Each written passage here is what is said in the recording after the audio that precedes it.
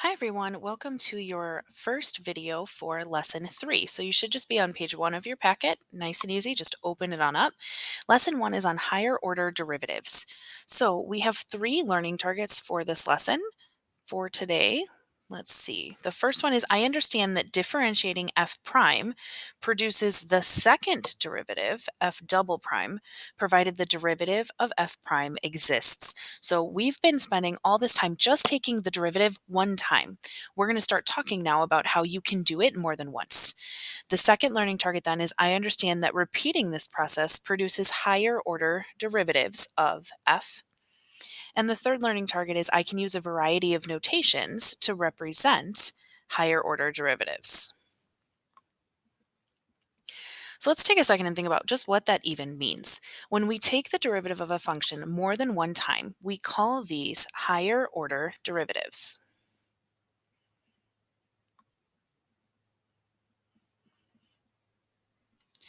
Each order of a derivative tells us something different about the original function. So for example, the first derivative, which is what we've been dealing with this whole time, tells us about the slope of the original function at a single point. That was the whole big idea when we first started talking about derivatives, right? A derivative is the slope of the tangent line or the slope at a single point, right? Derivative, slope of a tangent line, slope at a single point, those all mean exactly the same thing, right? Or instantaneous rate of change. That was the last one I was trying to think of. So all of those mean the same thing, but those only deal with the first derivative of a function. Later on, we're going to start talking about what does the second derivative tell us, and so on and so forth. So let's talk about the different notations that we need. We need to use correct notation to communicate which order derivative we are working with. So we know that if we have this function y, the first derivative is simply y prime. That's nothing new. Well, for a second derivative, we would have y double prime. And the reason it's that double prime there is this is actually the Roman numeral 2, right? Just like for first derivative, one single I like that is 1 in Roman numerals. So for a second derivative, it's 2 i's, meaning 2 in Roman numerals. Third derivative is simply 3 primes then. And for the fourth derivative, we would use IV, right? That's the Roman numeral for 4. We typically only deal with like the first 3, so we don't really have to go much past that. But just so you know, that's what the fourth would look like. Now, we also know that if we have a function y and we want to take the derivative, we can also write that first derivative as dy dx, which means we need to know what's the notation that goes along with doing higher order derivatives with this dy dx. Well, a second derivative would be d squared y over dx squared.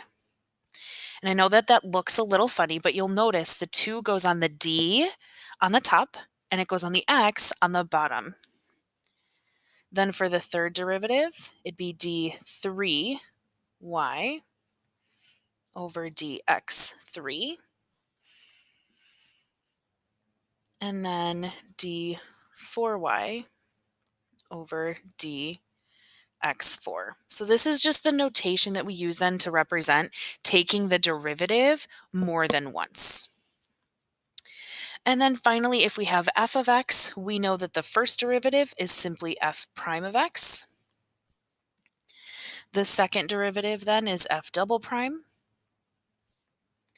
Third derivative is f triple prime. And then the fourth derivative, we use that Roman numeral again. So f to the 4x, although that sounds funny also, right? Again, we don't typically go past the third derivative. So you really need to make sure that you're just comfortable with the first 3.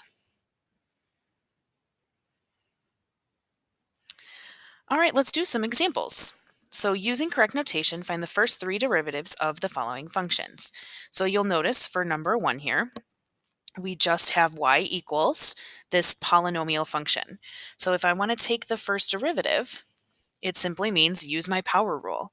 So 9 times 3 gives me 27. Subtract 1, I get 8.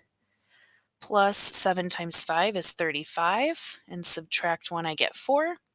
And the derivative of a constant is simply 0. So that's my first derivative. Then if I want to find the second derivative, it's literally just, I'm actually going to change colors here though. My second derivative literally just means take the derivative of what you see there. So the derivative of 27x to the 8th, oh, I should grab my calculator. Sorry, I didn't realize my numbers were going to get that big. 27 times 8 is going to give me 216. X to the 7th. Plus, if I want to do 35 times 4, double it is 70, double it again is 140. So it's 140 x to the 3rd.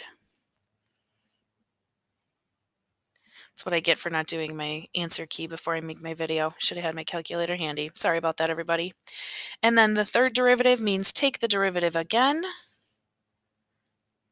So I'm going to do 216 times 7. And I get 1512.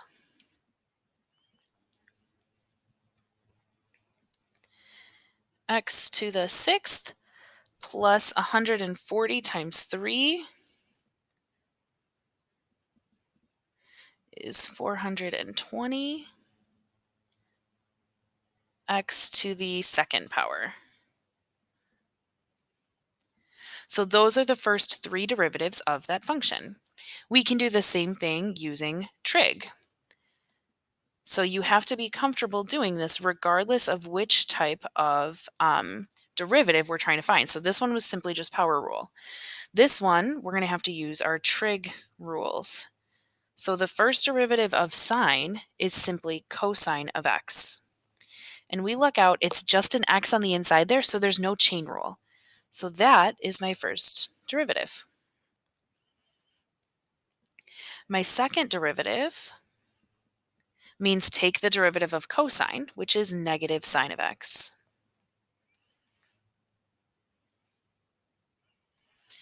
And then my third derivative means take the derivative of negative sine.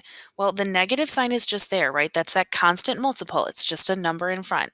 And then we need the derivative of sine of x, which is a positive cosine of x. And so the answer is negative cosine of x. And that's it. So on the AP exam, they're not going to just give you a function like this, though, and say, hey, find the first 3 derivatives. But you need to be comfortable not only with notation. Oh, I should have used a different notation there. Oops. So not only with notation, but also with finding the correct derivatives using those derivative rules. So number 3 says, suppose that you know dy dx is this function. Find d2y dx2. The first thing that you should recognize here is that this dy dx is the first derivative.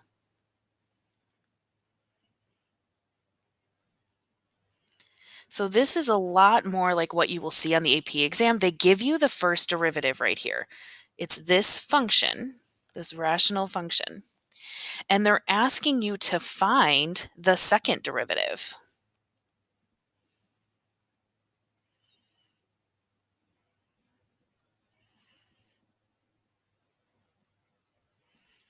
So in order to do that, we're going to have to use the quotient rule because this is a fraction, right? It's a rational function.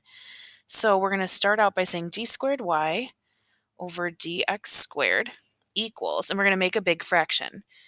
Quotient rule tells us low d high minus high d low, and low squared goes down below. So low means the bottom, right? 4x to the 5th minus 1. D high means the derivative of the top. So 3x to the 6th plus 8, that derivative is going to be 18x to the 5th. Minus high meaning the top, so 3x to the 6th plus 8. D low means the derivative of the bottom. So 4x to the 5th minus 1, that derivative is going to be 20x to the 4th. And low squared goes down below. low meaning the bottom. So 4x to the fifth minus 1, and we square that whole quantity. So this is using, again, that quotient rule. So this is the second derivative. Now, we could distribute and combine like terms and simplify this whole thing. If this was a multiple choice question on the AP exam, we might have to do that in order to find the correct answer. But if it was a free response type question, we could actually just leave it like this. So for the purposes of this video, I am going to just leave it like that, but just know that we could simplify if we need to for a multiple choice example. All right, that is it for this video. If you had any questions, please make sure you wrote them down, and I will see you in class for some practice.